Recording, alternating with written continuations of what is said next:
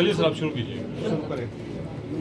देखिए, एक बहुत दुखद घटना हुई है। हमारे करीब कल रात को 10 बजे के आसपास हमारे पास एक इन्फॉर्मेशन मिली है जिसमें एक गाड़ी मिलेगी, उसके अंदर 7 डेड बॉडीज़ हम लोगों को मिली है, जिसमें एक शुरू में थोड़ा जीवित था लेकिन कॉन्शियस नहीं था वो, तो उसको हॉस्पिटल ले जाया गया, लेकिन वहाँ पर भी उसकी डेथ हो गई है। प्रिलिमिनरी इंक्वायरी में हम लोगों ने उनकी फॉरेंसिक साइंस टीम से इन्वेस्टिगेशन करवाई है, उससे हम लोगों को वहाँ पर 2 सुसाइड नोट मिले हैं हम लोगों को। एक डैशबोर्ड में मिला है और एक उनके बैग्स में मिला है। जब बैग्स के अंदर जो रजिस्टर्स थे, कॉपीज़ थी, उनको चेक वेरीफाई किया गया तो वहाँ मिला है। अभी प्रिलिमिनरी जो इन्वेस्टिगेशंस अभी तक हुई हैं, ये एक सुसाइड का केस लग रहा है हमें।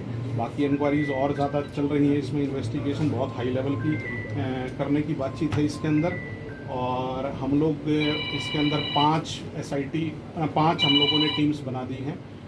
पीछे से जो मृतक है वो या उनकी फैमिली जो है वो देहरादून के बताए गए हैं अभी तक हमें। तो एक टीम हमारी देहरादून ऑलरेडी है और उनकी फैमिली, उनके पेरेंट्स को हम लोगों ने इत्तला कर दी है, और बोर्ड के थ्रू हम लोग सीएमओ से रिक्वेस्ट करके बोर्ड के थ्रू हम लोग इनका पोस्टमार्टम करवा रहे हैं। इसके अलावा 7-8 एंगल्स पर हम लोगों की इन्वेस्टिगेशंस चल रही हैं। सबसे इम्पॉर्टेंट है फाइनेंस एंगल की।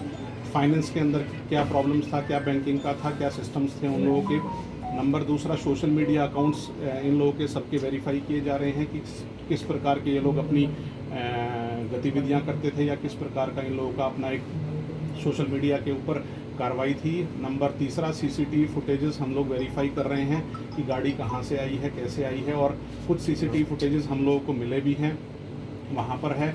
इसके अलावा जो इनके पुराने कैसा व्यक्तित्व था, कैसे कहाँ रहते थे, और क्या ऐसी टर्म्स एंड कंडीशंस हुई फैमिली में कि पूरी की पूरी फैमिली ने जो है वो सुसाइड किया है।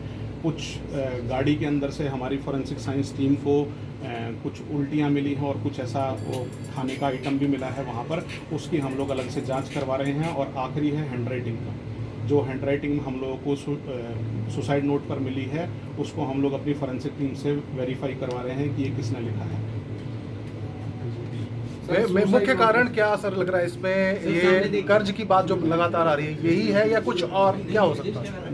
देखिए, अभी प्राइमा फेसी हम लोगों को जो सुसाइड नोट मिला है उसके ऊपर इसकी आर्थिक जो प्रणाली है वो ठीक नहीं है, जहां इसने अपना एक कर्ज बताया हुआ है। सिर्फ अभी तक प्राइमा फेसी वही है, लेकिन पुलिस क्योंकि सभी एंगलों पर इन्वेस्टिगेट कर रही है इस मैटर में, तो प्राइमा फेसी उसको लेते हुए हम लोग अपनी अपनी अलग अलग 360 डिग्री इन्वेस्टिगेशन स्टार्ट कर दी है। सर, ये कर्ज बैंक का है या प्राइवेट फाइनेंस का, कुछ ऐसा?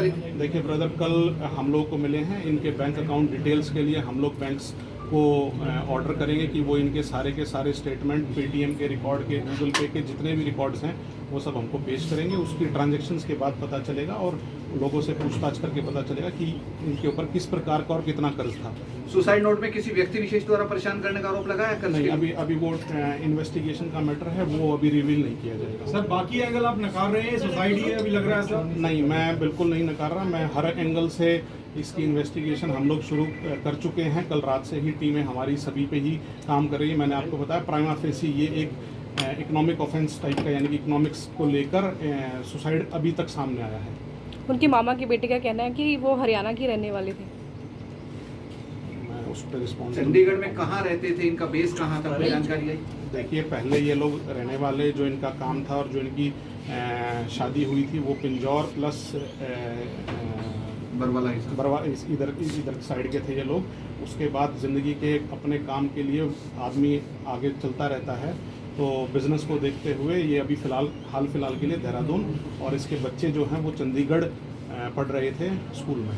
एक बात सामने सर ये आई है कि ये कल बाबा बागेश्वर की जो कथा चल रही है, यहाँ गए थे क्या? कुछ ऐसी जानकारी नहीं, ये ऐसा नहीं है, क्योंकि कुछ सीसीटीवी फुटेज मेरे पास आई हैं, 6:45 बजे की हैं, और सेक्टर 27 के अंदर उसकी सीसीटीवी फुटेज के अंदर गाड़ी खड़ी हुई दिखाई दी है, और कम्प्लीटली रात तक खड़ी हुई जब तक हमारी ERV नहीं पहुंची है। Thank you.